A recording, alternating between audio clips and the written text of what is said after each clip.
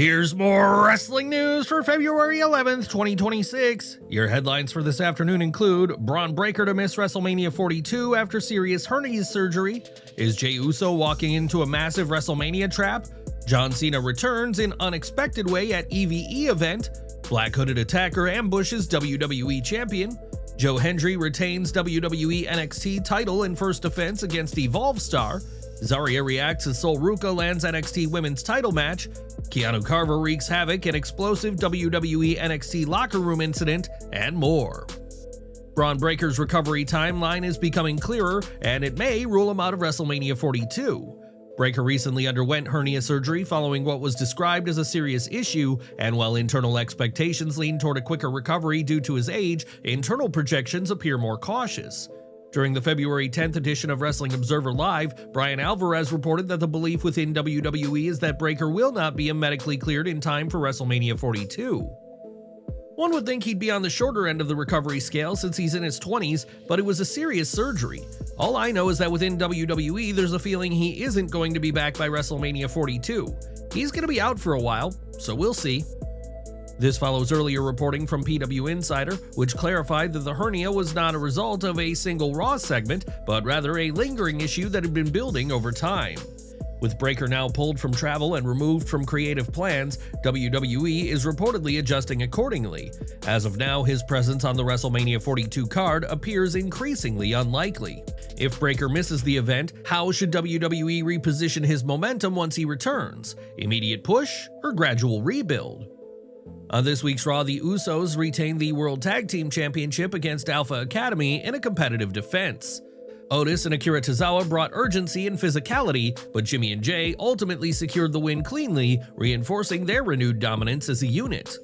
The more important development came after the match. During a post-match interview with Byron Saxton, Jey showed respect to Alpha Academy before Jimmy shifted the focus to WrestleMania season. In a moment that didn't go unnoticed, Jimmy encouraged Jey to enter the men's Elimination Chamber match and revive his main event singles pursuit. At first glance, Jimmy's comments sounded supportive, but context matters.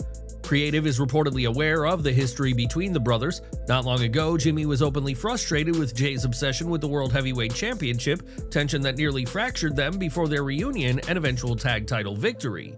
So if Jey chooses an individual goal over defending the tag team titles with his brother, that could set up a major betrayal heading into WrestleMania 42. Jimmy encouraging Jey now could be a subtle test of loyalty, and if Jey fails, it may trigger the long-teased fracture.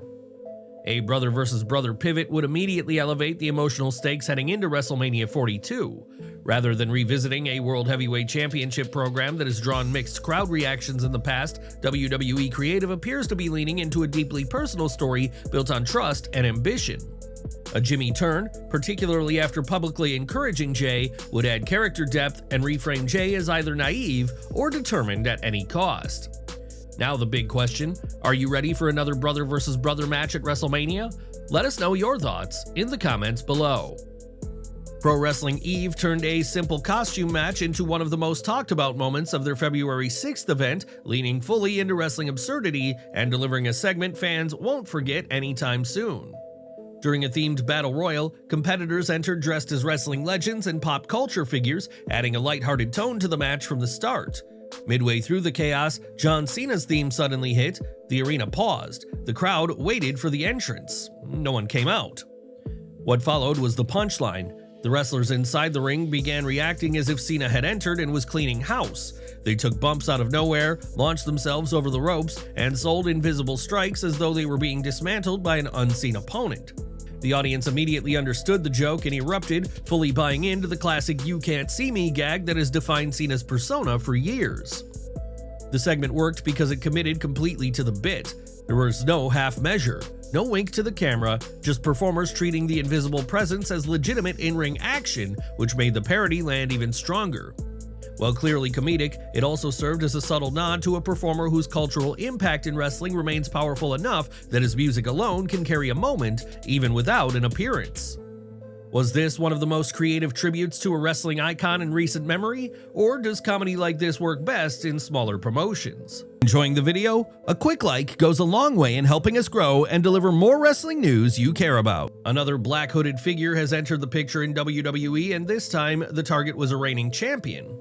Masked and hooded appearances have become a recurring theme in recent months, from R-Truth at Money in the Bank to Becky Lynch at Clash in Paris, Austin Theory at Survivor Series War Games, and the still unknown attacker who took out Bron Breakker at the Royal Rumble in Riyadh. The list keeps growing.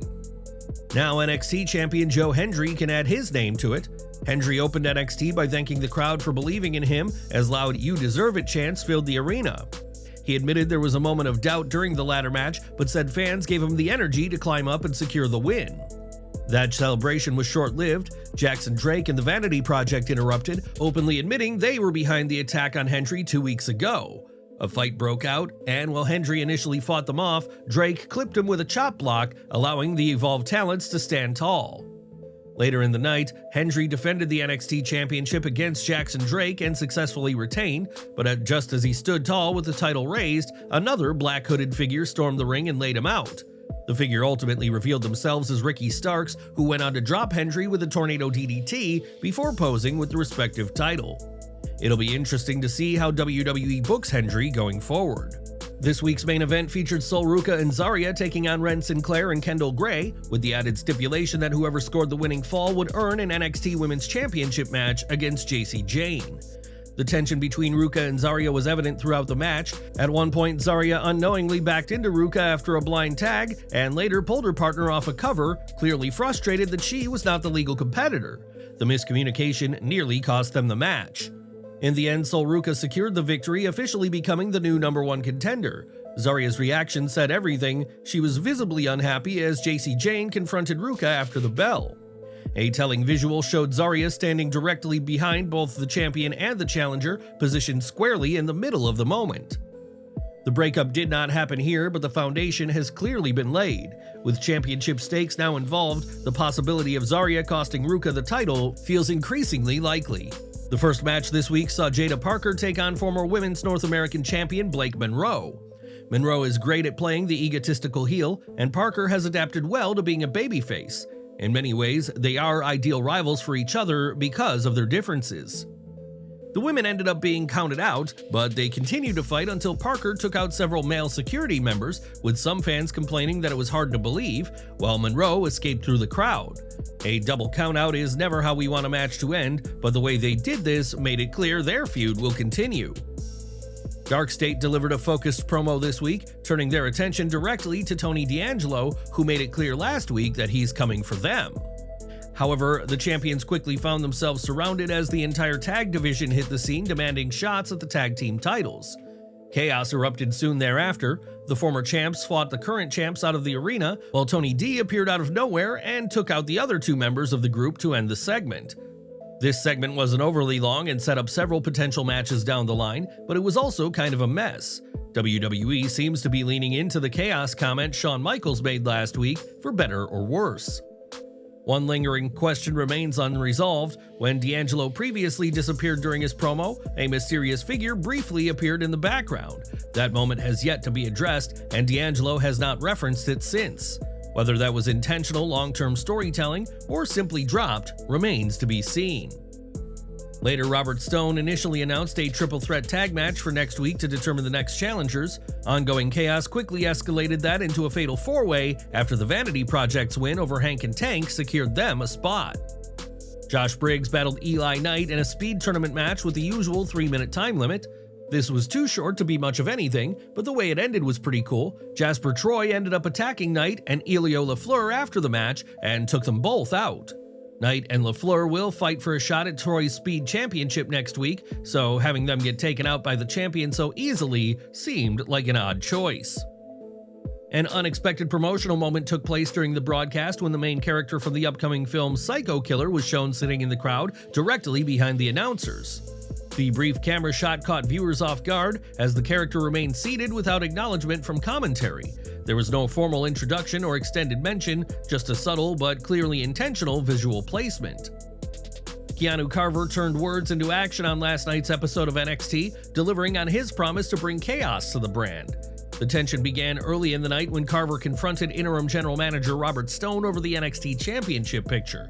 His frustration centered on Jackson Drake receiving a title opportunity ahead of him, a decision Carver clearly viewed as a slight.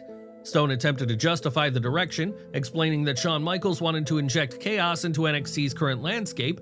Carver's response was direct: if chaos was the mandate, he was prepared to escalate it. As the episode progressed, that warning materialized. Following Eli Knight's pinfall victory later in the night, the show began to unravel backstage.